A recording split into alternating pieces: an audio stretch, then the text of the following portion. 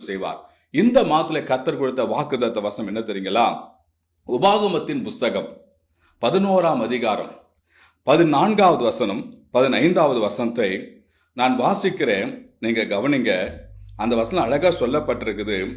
நீ உன் தானியத்தையும் உன் திராட்சை ரசத்தையும் உன் எண்ணெயும் சேர்க்கும்படிக்கு நான் ஏற்ற காலத்தில் உங்கள் தேசத்தில் முன்மாறியும் பின்மாறியும் பெய்ய பண்ணி மிருக ஜீவனுக்காக உன் வெளியிலே உன் புல் முளைக்கும்படி செய்வேன்.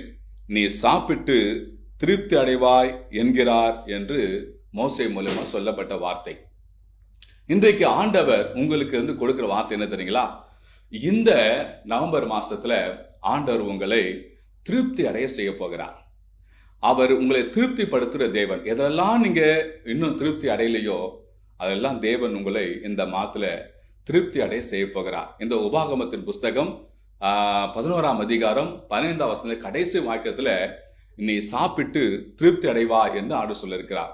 ஆண்டவர் இந்த மாதத்துல உங்களை எல்லாவற்றிலும் ஆண்டவர் திருப்தி அடைய செய்ய போகிறாருங்க. எதிலெல்லாம் இன்னும் நீங்க திருப்தி அடையோ அதெல்லாம் தேவன் உங்களை திருப்தி அடைய செய்கிற தேவனாக அவர் இருக்கிறார். கர்த்தர் நாமத்துக்கு ஸ்தோத்திரம். ஆண்டவர் எப்படியெல்லாம் உங்களை திருப்தி அடைய செய்ய போகிறார், எந்த விதமான ஆசீர்வாதம் தேவன் தந்து உங்களை திருப்தி அடைய செய்ய போறா என்று சொல்லி பார்த்தீங்கன்னா, ஒரு 3 காரியத்தை உங்களுக்காக சொல்லி நான் ஜெபிக்க இருக்கிறேன். இந்த திருப்தி அடைகிற ஆசீர்வாதம் எப்படி வரப்போகுதுன்னா, சேர்க்கிற ஆசீர்வாதங்களை தேவன் தந்து உங்களை திருப்தி அடைய செய்ய போகிறார். 2வது, ஏற்ற காலத்தின் ஆசீர்வாதங்களை தந்து கர்த்தர் உங்களை ஆஸ்வதிக்க போகிறார்.